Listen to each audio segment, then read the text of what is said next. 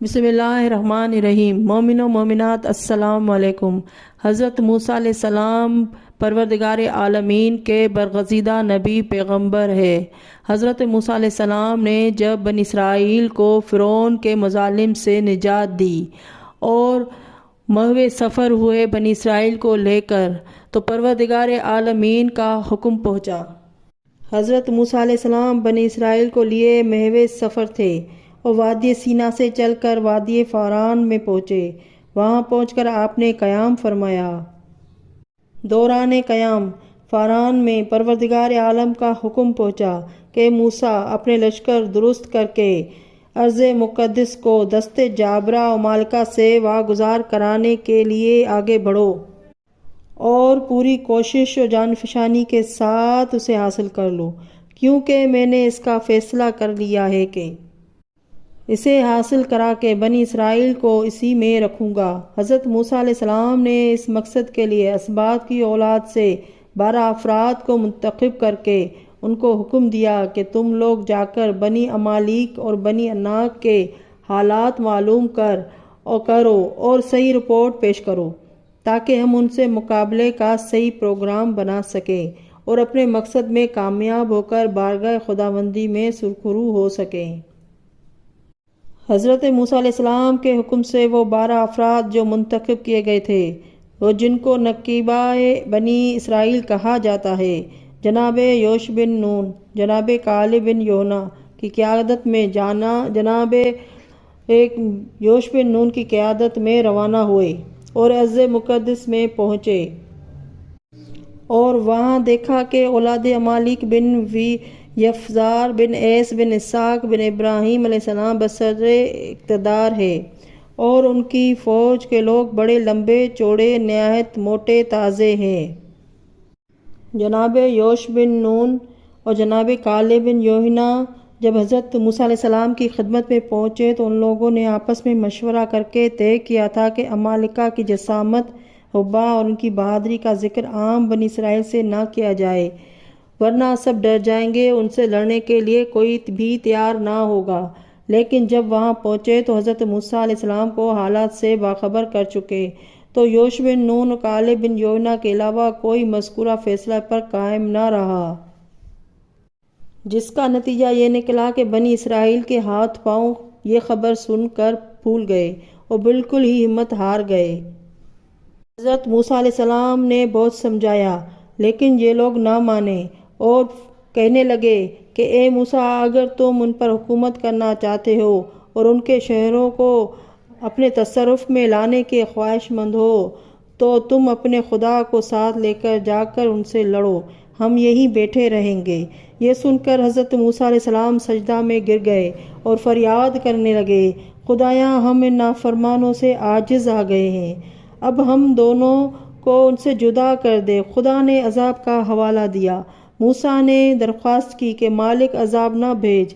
ارشاد ہوا، جاؤ موسیٰ، تمہارے کہنے سے عذاب نازل نہ کروں گا، لیکن انہیں اسی جنگل میں سرگرداں رکھوں گا۔ مقصد یہ ہے کہ بنی اسرائیل مصر واپس جانا چاہتے تھے اور عمالقہ سے جنگ کر کے شام جانا نہیں چاہتے تھے۔ اب ان کی سرگردانی کا یہ عالم ہوا کہ 12 فرسخ یا بروایت 4 یا 5 یا 6 فرسخ 40 سال چکر لگاتے رہے۔ صبح کو چلتے تھے، شام کو اسی روانگی کی جگہ واپس پہنچ جاتے تھے اور صبح کو منزل اول پر موجود ہوتے تھے۔ مختصر یہ کہ بنی اسرائیل جنگ عمالقہ کے لیے نہ گئے اور حضرت موسیٰ علیہ السلام، ہارون علیہ السلام، یوش بن نون، کالب جنگ کی طرف متوجہ ہوئے اور جنگ کی۔ حضرت موسیٰ علیہ السلام نے اوج بن انی کو قتل کر دیا۔ تواریخ میں کہ حضرت موسیٰ علیہ السلام کا قد 10 گز لمبا تھا، آپ کا عصا بھی 10 گز کا تھا، آپ اس عصا پر ٹیک لگا کر 10 گز بلند ہوتے تھے اور اوج پر حملہ کیا تو آپ کا عصا اس کے ٹخنے پر لگا اور زخمی ہو کر گر گیا۔ ایک روایت میں ہے کہ آپ کا قد 40 گز لمبا تھا اور آپ عصا بھی 40 گز آپ کی عصا لمبی تھی۔ تبری میں ہے کہ اس کی لاش زمین پر پڑی رہی اور 40 سال کے بعد جب شام وغیرہ فتح ہو چکا، تیہ میں سرگردانی کی مدت ختم ہوئی تو اس کی ہڈی کورد نیل پر پل بنانے کے لیے لایا گیا اور عرصے دراز تک اس کا پل بنا رہا۔ مورخین کا بیان ہے کہ حضرت موسیٰ علیہ السلام نے زمین موائب تک فتح کیا تھا۔ اس کے بعد حضرت یوش بن نون نے فتح کر کے ارض مقدس پر قبضہ کیا تھا۔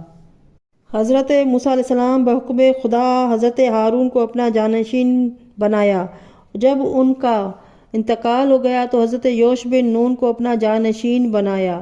حضرت موسیٰ علیہ السلام نے ایک اہم اجتماع میں ایک تقریر فرمائی اور آخر میں کہا، میں نے خدا کے تمام ارشادات تم تک پہنچا دیے اور اس کے احکام تمہیں بتا دیے۔ تم ان چیزوں کی اتباع کرنا، ان پر عمل کرتے رہنا۔ اب میری عمر 120 سال کی ہو چکی ہے اور میری وفات کا وقت آ چکا ہے۔